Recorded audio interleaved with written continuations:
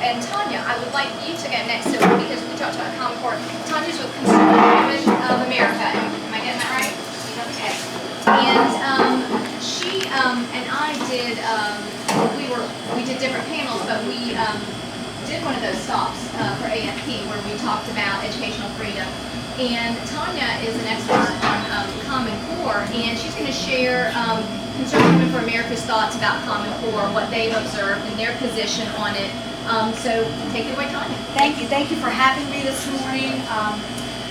Like Nancy said, I met Nancy for the first time last week at a panel discussion, and I am with Conservative Women for America. If you're not familiar with us, we're the nation's largest women's public policy organization, and we have chapters in our states, and I'm the state director in Georgia.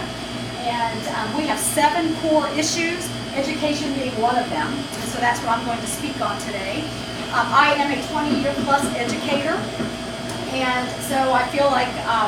so let's get this straight. Yes. You know what you're talking about. I know what I'm talking about when it comes to being in the classroom. And so, again, we worked with AFP on this issue. I look forward to meeting, oh my gosh, name drop, Mike afterwards as well. But just so I don't forget, I do have brochures about CWA, and we have a brochure also on Common Core. And really just wanted to share with you our perspectives on what we know today. This is a dynamic issue going on, and things change constantly. We are now in Georgia, we're in year 2 of the implementation of a national/federal push down of standards in our state. And we've got a concern about our loss of sovereignty for parents. I'm listening to the mention of charter schools and homeschools. What we know is Common Core is going to cause havoc not only on public schools, it's going to cause havoc on charter schools, it's going to cause havoc for homeschools, private schools, simply because of the testing mechanism and the push that I know in Georgia, charter schools have to take the tests in Georgia, and if they are frameworked around the Common Core standards, then you're going to be teaching Common Core. If you are a homeschool or a private school, the ACT and the SAT are aligned. It is the College Board's dream to have them aligned to the Common Core. So if you want your students, your children, to get into Tier 1 colleges, they're going to have to pass the SAT and the ACT, which is forcing homeschooling curriculum to mesh with the Common Core. So why are we concerned about the Common Core? Probably the overarching issue is that Georgia no longer controls the standards. I don't care what you hear, but we do not control the standards. We turned that right over to a private organization in Washington, D.C. who has copyrighted them. No matter what Dr. Bard says, no matter what the governor says, what his policy people say, no matter what state senators say in this area, if you want to change the standards today, I don't know how you're going to do it because it can't get done in Georgia. So that's our biggest concern, is we should have the right. We are spending $32 billion on public education, K through 12, and we can't even say what we want in our standards. There is something wrong with that. So why are we concerned? I'm just going to throw out, I'm going to use notes because we are constantly getting emails from parents now because they finally are beginning to see what's happening in our public school system. Here are our concerns. First of all, the standards have never been tested, nor have they been piloted, and we're seeing that played out. I received through Facebook, which we are going to post on our website, which is georgia.stopcommoncore.com. It's going to be posted this evening or tomorrow when I can get to it.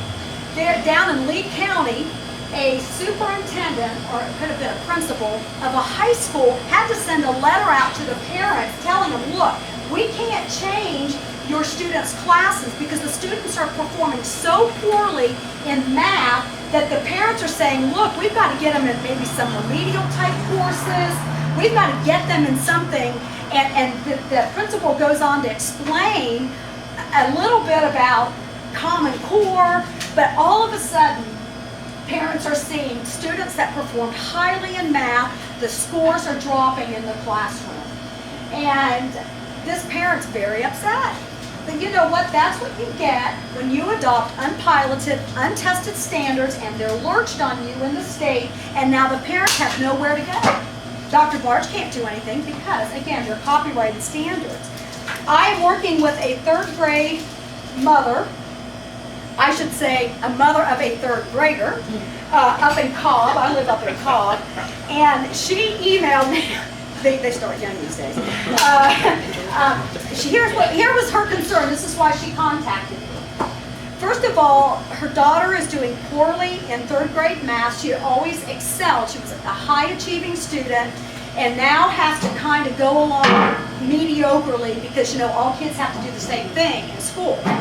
And the homework is bizarre. The way they're teaching is bizarre because it's no longer the proven method of how we taught math for hundreds of years.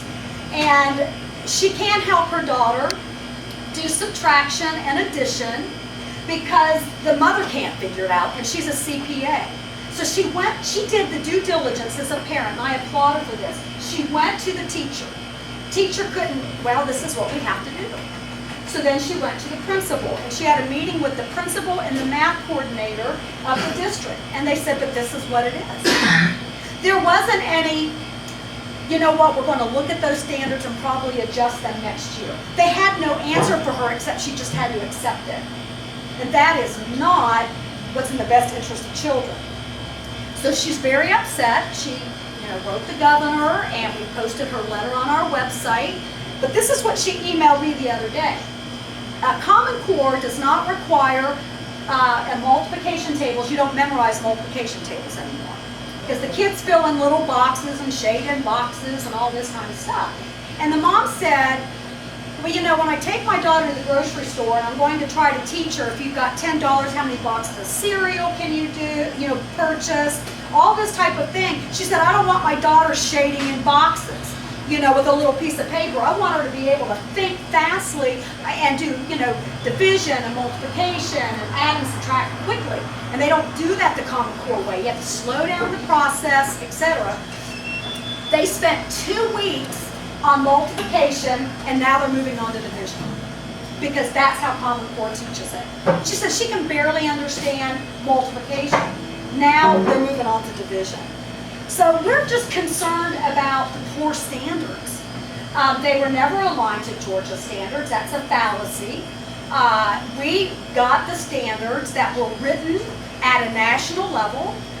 Jason Zimba is one of the math writers, and we are going to post a YouTube video tonight on him in a conversation that basically admits that kids will never get to calculus by the time they finish high school. And what do you know about top-tier schools? We heard from the Georgia Tech president last week that said, if you want your child in Georgia Tech, they've got to get through calculus. But yet we've got a real dumbing down of our standards. So we're concerned about that. We're concerned about the testing mechanism. We know that the governor has pulled us out of the park, but the state school board is looking at regional testing. So I think they've even named it like the red clay states or something like that. They're trying to get something going with that. The problem is, if Georgia joins with other states, then the parent's voice is still out of the picture. All we want to do is say, put the testing in Georgia, put the standards back in Georgia. We want control of that. Listen, if I'm a teacher getting an evaluation, and 50% of my evaluation is tied to a test that I have no control over, that they're being written by people outside of our state. Now, to me, that would be, that's just awful. I can't think of a better word to say. It's unfair. It's unequitable. To force me to perform, my kids to perform to a test where Georgia can't even make adjustments on the test without going and talking to other states. So, again, we're concerned about that as well. We know that we've got 2 bills sitting in the Georgia legislature, Senate Bill 167 and Senate Bill 203. We discussed them in our brochure. And what we're asking the governor and what we're asking our state legislators, please return the sovereignty of education back to Georgia. If Georgia then wants to adopt the Common Core, great, but at least we have the voice. I would never want us to adopt the Common Core standards. I don't think they're very good. I think we had better standards, and then we can make changes along the way. Up in Cobb, their curriculum director said, we'll do Common Core whether the state approves it or not.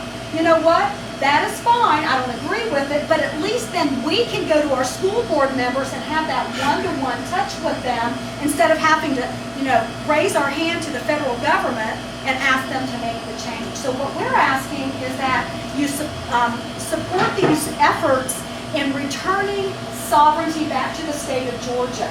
I wanted to mention, I'm not sure if you're aware of this, on October 10th, over at, this is the closest one I could find, at Georgia Gwinnett College,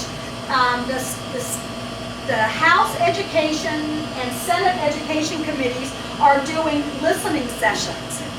Those listening sessions are coming about, we think, partly because of the Common Core.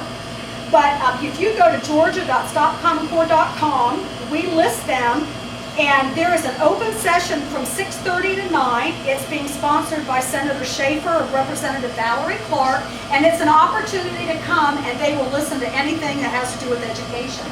So if you've got concerns about the Common Core, if you've got concerns about anything that you've heard in here, that is, they're doing 5 of these around the state, and that's a close one for you all. I wanted to mention that, to go and voice your concerns while they're listening to us.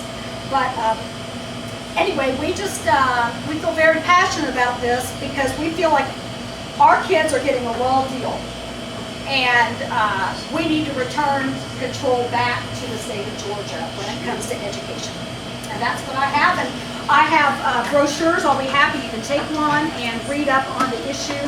And we have got more research than we know what to do with out on our website. We encourage you to look at it. Thank you so much. And I've got concerns about Common Core. Some of them overlap with Concerned Women of America. Some are different. I'm concerned about. I don't think anybody argues that we need rigorous standards, and I think Georgia's standards need to be improved. I don't think Common Core necessarily does that, and I am concerned about the math curriculum not getting to calculus. I'm concerned about the change in literature to informational texts, and that's an interesting thing. So I have some specific concerns there. I've written a piece about it that I'm going to publish shortly, so you can see my views specifically on that.